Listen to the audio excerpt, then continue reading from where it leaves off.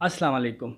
दोस्तों आइए मैं आज आपको एलर्जी के हवाले से बहुत अहम बातें बताऊंगा। तो दोस्तों एलर्जी क्या है?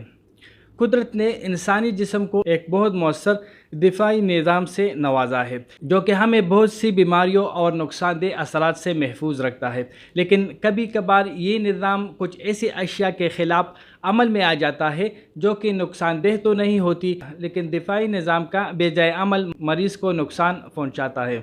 ये एक दिफाई आयातीन इम्यूनोग्लोबुलिन की वजह से होता है और इससे सफ़ेद खलियों यानी वाइट सेल्स के अंदर चंद केमियाई अज्जा यानी केमिकल मीडिएटर्स, जिनमें सबसे अहम हिस्टामीन शामिल है, बाहर निकलते हैं, जिनसे एलर्जी की अलामत ज़ाहिर होती है। क्या एलर्जी एक शख्स से दूसरे शख्स को लग सकती है? तो एलर्जी कोई वबाई मरज़ नहीं है, लिहाजा एक शख्स से दूसरे को नहीं लग सकती। किसी भी चीज़ से एलर्जी होने की सलाहियत इंसान के अपने अंदर होती है। अगर इस चीज़ से कभी सामना यानी एक्सपोजर ना हो तो इससे एलर्जी नहीं होगी। अक्सर औक़ात चूँकि एक ही ख़ानदान में एलर्जी की सलाहियत होती है और वो सब एक ही माहौल में सांस लेते हैं या एक ही खुराक खाते हैं, तो एक वक्त में एक से ज़्यादा फ़र्द को तकलीफ़ हो सकती है। इसकी वजह से यूँ लगता है कि ये वबाई मरज़ है। क्या एलर्जी का मरज़ सारी उम्र साथ रहता है?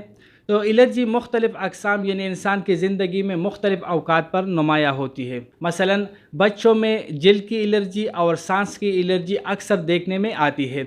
जो बच्चा जवानी की तरफ बढ़ता है एलर्जी कम होती जाती है और अमूमन 12 साल की उम्र तक के थोड़े अरसे बाद ठीक हो जाती है, लेकिन दोबारा भी पैदा हो सकती है। इसी तरह तकरीबन 60 साल की उम्र के बाद एलर्जी की वजह से अलामात एक दायमी शक्ल इख्तियार करने लगती है जो ख़त्म नहीं होती और उसकी तकलीफ बरकरार रहती है।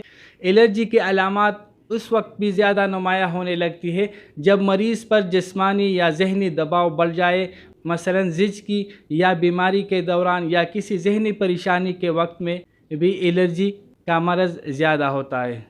अब एलर्जी का इलाज क्या है? तो पहले एलर्जी पैदा करने वाली अशिया से बचना चाहिए। एलर्जी का सबसे मौसर और कामयाब इलाज यही है कि दरियाफ़्त किया जाए कि मरीज़ को किस चीज़ से एलर्जी है और इससे बचा जाए। परहेज़ या बचाव से बेहतर कोई इलाज नहीं है। ये अमल इतना आसान नहीं है क्योंकि अक्सर औक़ात ये अंदाज़ा लगाना बहुत मुश्किल होता है कि एलर्जी किस चीज़ से हो रही है।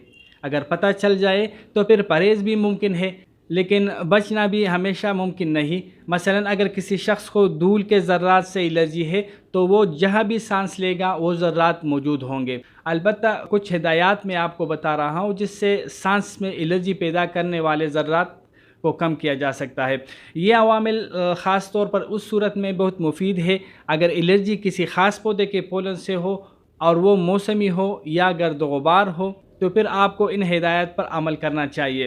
पहला, कमरे और गाड़ियों की खिड़कियां और दरवाज़े अच्छी तरह बंद रखी जाए जब बाहर गर्द गुबार या पोलन के ज़र्रात का अंदेशा हो तब, ठीक है। दूसरा, अगर गर्द गुबार हो या एलर्जी के मौसम में बाहर जाते वक्त चेहरे पर मास्क या निकाब इस्तेमाल करें या नीम गीले कपड़े से मुंह और नाक ज़रूर ढांप लें, ठीक है।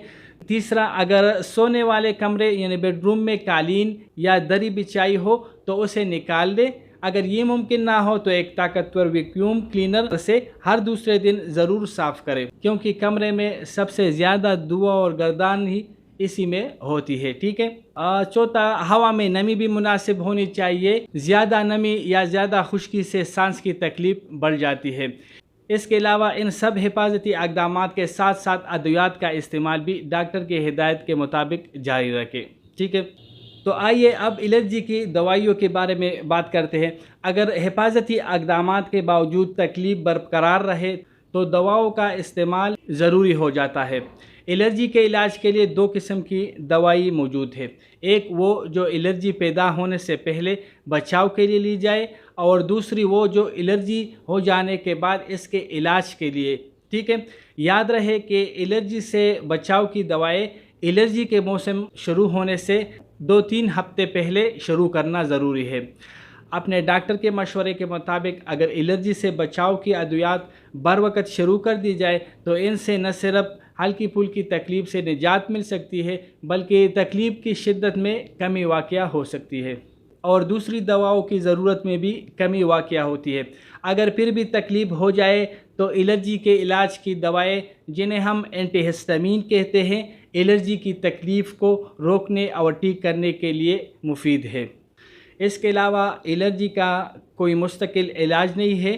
الرجی کا بہترین علاج یہی ہے کہ الرجی پیدا کرنے والی اشیاء سے مکمل پرہیز کیا جائے۔ اگر پرہیز کامیاب نہ ہو اور دواؤں سے بھی آرام نہ آئے تو ویکسین تجویز کی جا سکتی ہے، لیکن یہ فیصلہ صرف مستند اور تجربہ کار ماہر الرجی ہی کر سکتا ہے۔ ٹھیک ہے دوستو، تو یہ کچھ معلومات تھی الرجی کے حوالے سے جو میں نے آپ کے ساتھ شیئر کرنا چاہا۔ ملتے ہیں نیکسٹ ویڈیو میں۔ اللہ حافظ۔